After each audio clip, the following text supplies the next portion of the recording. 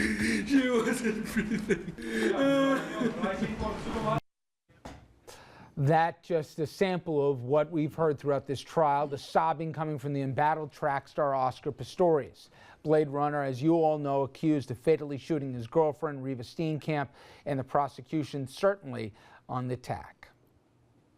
You killed Reeva Steenkamp, that's what you did. Say yes. I shot and killed Reeva Steenkamp.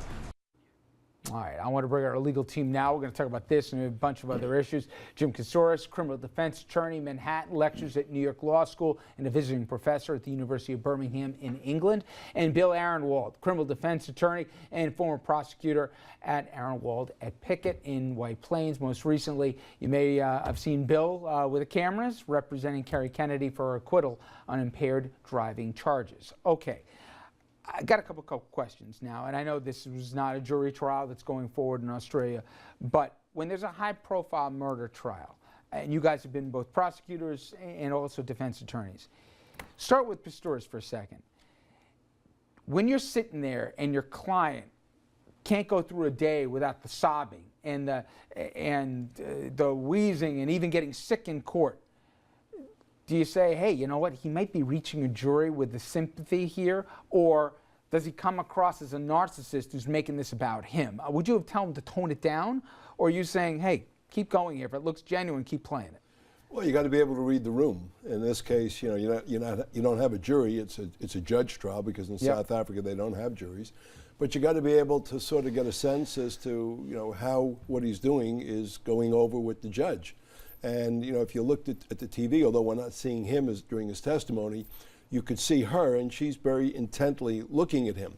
But the other thing is, I mean, look, let's look at it from the other side, and that is, you know, are we assuming that what he's saying and what he's doing is not genuine, that it's put on? I mean, he did take a life. He claims to have loved her. You know, and his life is essentially being ruined now. So, I mean, I think that the show of emotion is never a bad thing, as long as it has the ring of truth to it. But even if it's genuine, Jimmy, the jury still has to either relate, sympathize, or like the defendant in some way, at least one of them, right? And I don't know, I'm putting myself in the jury box. If I hear this drama queen crying and sobbing and wheezing and throwing up throughout the whole thing, right? To me, at least personally, and everybody's different, if I'm one of the 12 there, I don't feel any more sympathy for him. I'm thinking, I'm looking in the audience and I'm seeing the family who lost a daughter and a sibling, and I'm saying, enough of you, you know, emoting here, okay? You know, let's talk about just the facts. I mean, everybody's different. That's me, at least. Well, I hear you, and well, now we know how you would take it. So if you're Bill, remember, if he's on our jury.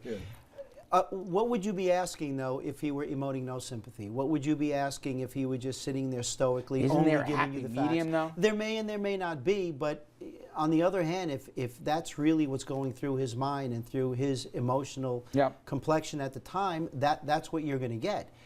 This is a woman. So you both are saying he is who he is. Well, he killed somebody he loved. Trying to coach it any different won't be genuine. I have a flip question to this.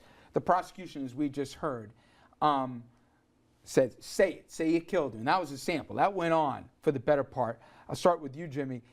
As a defense attorney, are you saying, oh, Jesus, he's putting in my client's mouth here, he's making him say, I killed her, or are you saying, this guy's running the risk here of turning off the jury if he goes too far and pushes too hard and is too much of a bully? Which way do you fall? In this case, it's a judge, yeah, and I think that it's a bad move. Everybody knows what happened. He knows that he caused the death here. He knows that he shot this woman to death. And for a judge, this is nothing but just to hear him say the words as though that is going to impact on this judge. Yeah. I don't think it's a good move by the prosecutor in this case, especially because there's a judge here. I take a different view. What is the end game here for Pistorius? As Jim says, there's no question that he killed her. Okay. There's a range of crimes for which he can be found guilty.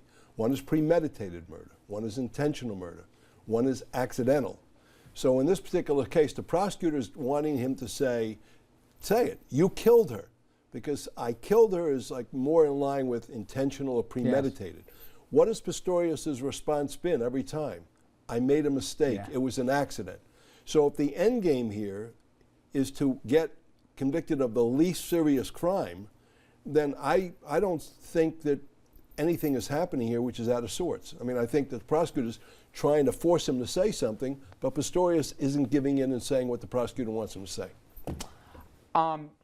Guys, stay with me. I want to jump to a break. When we come back, much closer to home. After 24 years behind bars, Brooklyn man finally released after being wrongfully convicted in a murder case. And he's not alone. DA's office in Brooklyn getting buried in conviction review cases. Why is there such a battle going on in Kings County? We're going to talk about that after this.